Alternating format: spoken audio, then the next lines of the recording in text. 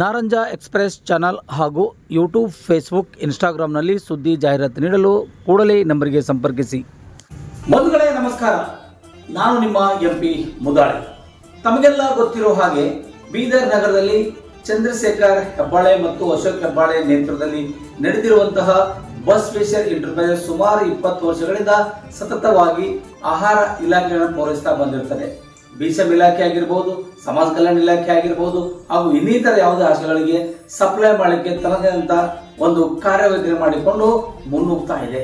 ಆದರೆ ಕೆಲವರು ಷಡ್ಯಂತ್ರ ಮಾಡಿ ಬಸವೇಶ್ವರ ಎಂಟರ್ಪ್ರೈಸಸ್ ಅನ್ನ ಕಪ್ಪು ಪಟ್ಟಿಗೆ ಸೇರಿಸುವ ಮಟ್ಟಕ್ಕೆ ಬಂದು ನಿಂತಿದ್ದಾರೆ. ಅದು ಸರಿಯಲ್ಲ, ಅದು ಅಲ್ಲಿಗೆ ಕೈ ಬಿಡಬೇಕೆಂದು ಜಿಲ್ಲಾ ದಲಿತ ಸಂಘರ್ಷ ಸಮಿತಿಯ ಸಂಚಾಲಕರಾಗಿರ್ತಕ್ಕಂಥ ಬಾಬುರಾವ್ ಪಾಸ್ವಾನ್ ಅವರ ನೇತೃತ್ವದಲ್ಲಿ ಪತ್ರಿಕಾಗೋಷ್ಠಿ ಕರೆದು ಪತ್ರಿಕಾಗೋಷ್ಠಿಯಲ್ಲಿ ಮಾಹಿತಿ ನೀಡಿದ್ದಾರೆ.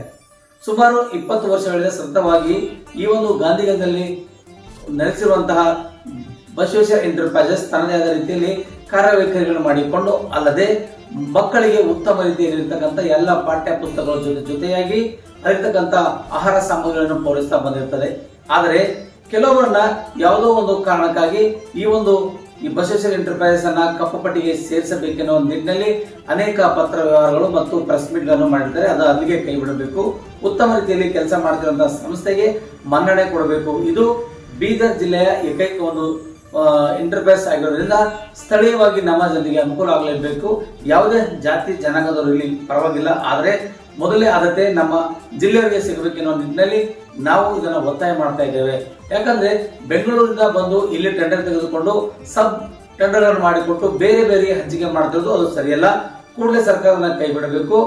ಯಾರು ಇಲ್ಲಿ ಬೀದರ್ ಜಿಲ್ಲೆಗೆ ಆದ್ಯತೆ ಅಂದ್ರೆ ನಮ್ಮ ಬೀದರ್ ಜಿಲ್ಲೆಯಿಂದ ಯಾರು ಆ ಟೆಂಡರ್ ಅಲ್ಲಿ ಅಪ್ಲಿಕೇಶನ್ ಹಾಕಿರ್ತಾರೋ ಅಂತವ್ರಿಗೆ ಮಾತ್ರ ಮೊದಲನೇ ಆದ್ಯತೆ ಕೊಡಬೇಕೆನ್ನೋದು ನಮ್ಮ ಪ್ರಮುಖ ಬೇಡಿಕೆಯಾಗಿದೆ ಎಂದು ಬಾಬುರಾವ್ ಪಾಸ್ವಾನ್ ಅವರು ಒತ್ತಾಯಿಸಿದ್ದಾರೆ.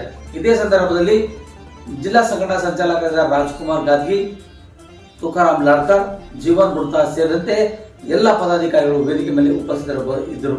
ಈ ಒಂದು ಸಂದರ್ಭ ಕುರಿತು ಬಾಬುರಾವ್ ಪಾಸ್ವಾನ್ ಅವರು ಹೇಳಿರ್ತಕ್ಕಂಥ ಮಾತನ್ನ ನಿಮ್ಗೆ ನಾವು ಕೇಳಿಸ್ತೀವಿ. ಬನ್ನಿ ಒಂದು ಸಾರಿ ನೋಡ್ಕೊಂಡು ಬರೋಣ. ನಾರಂಜ ಎಕ್ಸ್‌ಪ್ರೆಸ್ ಸುದ್ದಿ ವಾಹಿನಿ ಜಾಗಮೇಲಾಗಿ ಒಂಥರ ಇಲ್ಲೇ ಗೊಂದಲ ಮಾಡ್ಕೊಂಡು ಸರಿಯಾದಂತ ವ್ಯವಸ್ಥೆ ಮಾಡಕ್ಕಾಗಿದೆ. ಅದಕ್ಕೆ ಇವರು ಯಾವುದೇ ರೀತಿ ಅವ್ಯವಹಾರ ಮಾಡಿದ್ರು, ಕೆಲವರು ದೂರು ಮಾಡಿದ್ರು. ಅದು ಕೂಡ ಅದ್ರ ಯಾವ್ದೋ ಅವ್ಯವಹಾರ ಆಗಿಲ್ಲ. ಅದಕ್ಕೆ ನಾವು ಆಗಿಲ್ಲ ಅಂತ ಹೇಳಿ ಮಾನ್ಯ ಜಿಲ್ಲಾಧಿಕಾರಿಗಳಿಗೆ ಮೊನ್ನೆ ಒಂದು ಮನವಿ ಪತ್ರ ಕೂಡ ಕೊಟ್ಟಿದ್ದೀವಿ. ಆ ಮನವಿ ಪತ್ರ ಜಿಲ್ಲಾಧಿಕಾರಿ ಭೇಟಿಯಾದಾಗ ಜಿಲ್ಲಾಧಿಕಾರಿ ಅಪಾರ ಜಿಲ್ಲಾಧಿಕಾರಿ ಕೊಟ್ಟಿದ್ದೀವಿ.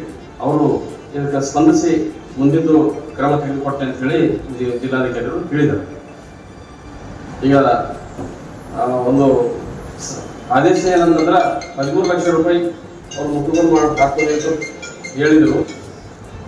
ಎಕ್ಸೆಸ್ ಆಗಿರೋ ಅಮೌಂಟ್ ಅಂತ ಹೇಳಿ ಇವ್ರು ಆಲ್ರೆಡಿ ದುಡ್ಡು ಡಿಡಿ ಅವ್ರ ಹತ್ರನೇ ಇರ್ತದ್ದು ದುಡ್ಡು, ಅದು ಅವರಲ್ಲೇ ಡಿಡಕ್ಷನ್ ಮಾಡ್ಕೊಂಡಾರೆ. ಅದ್ರ ಮೇಲೆ ಕೆಲವರು ಇದು ಕಪ್ಪು ಪಟ್ಟಿ ಸೇರಿಸ್ಬೇಕಂತಕ್ಕಂಥದ್ದನ್ನ ಆಪಾದನೆ ಮಾಡ್ತಾರೆ. ಅದು ಸುಳ್ಳಿದೆ ಅಂತ ಹೇಳಿ ನಾವು ಈ ಮೂಲಕ ಪತ್ರಿಕೆ ಮುಖಾಂತರ ನಾನು ತಮಗೆ ಮನವಿ ಮಾಡ್ಕೊಳಕ್ಕೆ ಪ್ರಯತ್ನ ಮಾಡ್ತೀನಿ.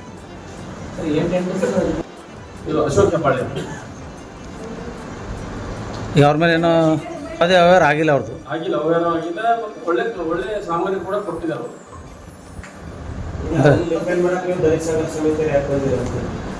ಇದು ಸಮಾಜಕ್ಕೆ ಡಿಫೆಂಡ್ ಮಾಡಕ್ಕಲ್ಲ, ಇದು ವ್ಯವಸ್ಥೆ ಹೇಳಕ್ ಬಂದಿದೆ, ಡಿಫೆಂಡ್ ಮಾಡೋದಿಲ್ಲ.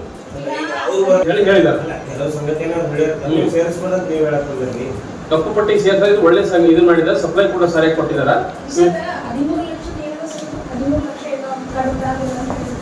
13 ಲಕ್ಷ ಇದು ನಿಮ್ಗೆ ಆಲ್ರೆಡಿ ಕಾಪಿ ಕೊಡ್ತೀನಿ ನಾನು. ಇದ್ರ ಡೀಟೇಲ್ ಇದೆ, ಕಾಪಿ ಕೊಡ್ತೀನಿ ನಾನು. ಎಕ್ಸೆಸ್ ಆಗಿದೆ ಹಣ ಇದು ದುಡ್ಡು ಎಕ್ಸೆಸ್ ಆಗಿ 13 ಲಕ್ಷ ಅವ್ರು ಎಕ್ಸೆಸ್ ತಗೊಂಡ್ರ ಅಂತ ಹೇಳಿ ಕೊಟ್ಟಿದ್ದಾರೆ. ಅದು ಎಕ್ಸೆಸ್ ತಗೊಂಡೆ ಅವ್ರ ಹತ್ರನೇ ದುಡ್ಡಿದೆ. ಅದು ಅವ್ರು ಆಲ್ರೆಡಿ ದುಡ್ಡು ಕಟ್ ಮಾಡ್ಕೊಂಡೇ ಕೊಟ್ಟಿದ್ದಾರೆ. ಅವ್ರ ಹತ್ರನೇ ಇದೆ ದುಡ್ಡು. ನಿಮ್ಗೆ ಆಗಲೇ ಕೊಡ್ತೀನಿ.